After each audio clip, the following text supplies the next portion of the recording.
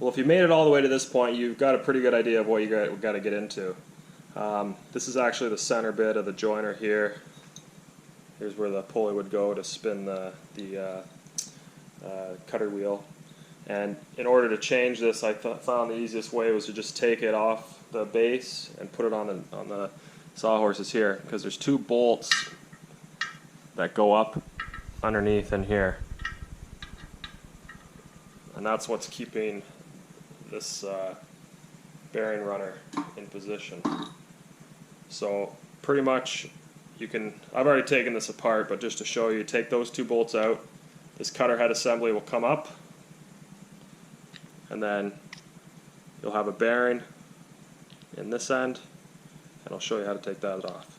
So you get to your bench vise, so that's your third arm. You're going to want to come in here, grab on to this outer bearing retainer, clamp it on, and as you tighten it, you'll pop this bearing off. What I found is I can grab the bearing retainer first, pull the bearing retainer off, and then once the bearing retainer is off, you can actually do the same process and grab the bearing itself. So do that on both sides, repeat the process, and you're going to be pretty successful with that, depending on how bad the previous person burned their bearings into the ground. What you're going to need is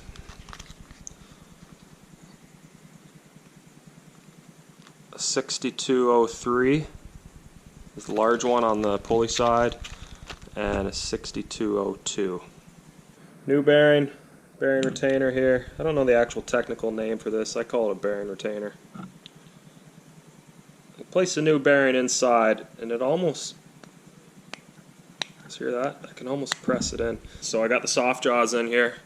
I don't have an arbor press right now, but this is going to work. I pretty much got that halfway in just with my fingers. I thought it'd be a little bit tighter, but it's pretty good. Get this lined up. Yeah, nice. Cinch it in all the way. And there we go. No cracks. I was just saying there's a little bit of a space in behind there. I'm not sure why they would leave that space. I guess they just wanted to fill with sawdust and destroy your bearings, but that's what it looks like.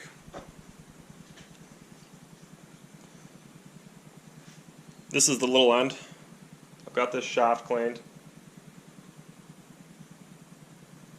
This is hopefully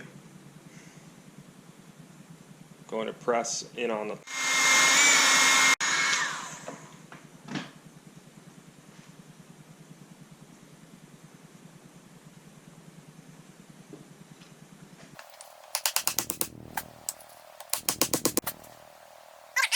Once you get those bearings on, it's just a matter of doing everything backwards now. So these blocks sit in their positions and then tighten from underneath. I think it was a 9/16 or that did it. So that's spinning pretty good. So I'll put the rest of this back together. What we need to do is make one of these knife setters for this joiner. This one is used for my planer.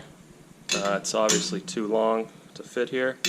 So what we can do is make one of these to set the knives. Now, if you don't have a CNC machine, just stop watching, because you cannot make two of these identical without a CNC machine. You might be able to make one, but to get two aligned, might be hard. One of the reasons I bought this new to me joiner is these springs when I set the knife and the jib.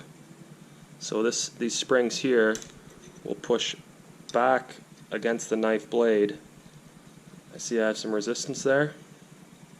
My old joiner does not have the springs. Now on the old joiner, I'm at a little bit of a disadvantage. The outfeed table has no play in it. I can't adjust the outfeed table, so this outfeed table is solid.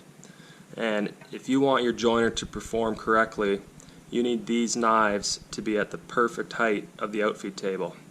On the new joiner, I can set these knife blades to whatever I want and then adjust the outfeed table as I need. But this one, you have to set these knives up perfectly with this outfeed table.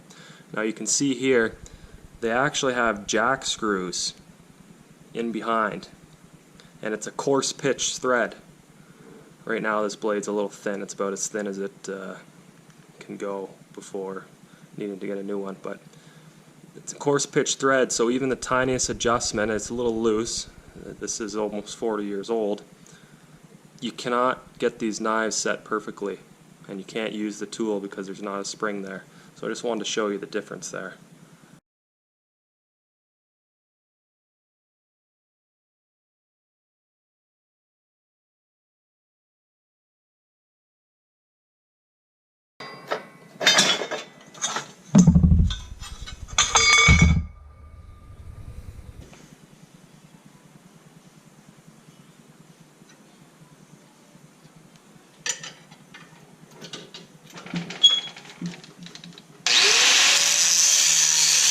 So all that work making this knife setter, it actually wasn't as efficient as I thought it would be. It would have been nice to use something other than wood.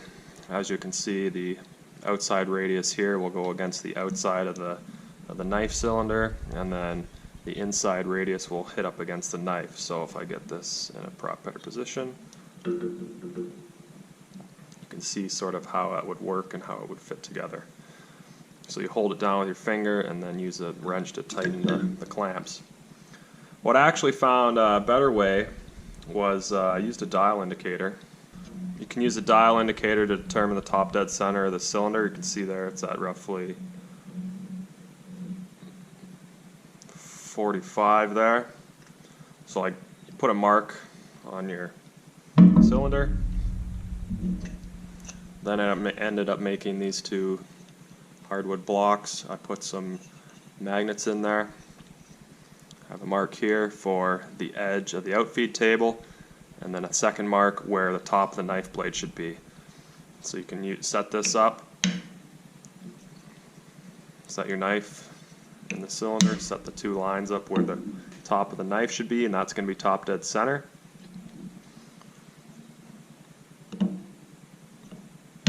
The two magnets will hold the knife blades. Since these are parallel, I can push them down, and then because there's a little tiny spring in behind these knives, so push that down and then use my wrench to tighten the knife. Now once that's done, you can go around and measure every knife, and you can measure the distance.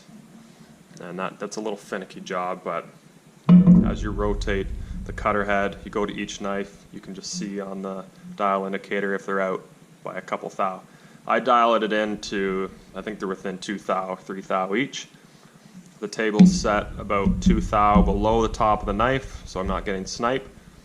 That's good enough for the amateur work we do. So I hope you enjoyed the video. Hope you can do a little maintenance on your own joiner, and we'll see you in the next one.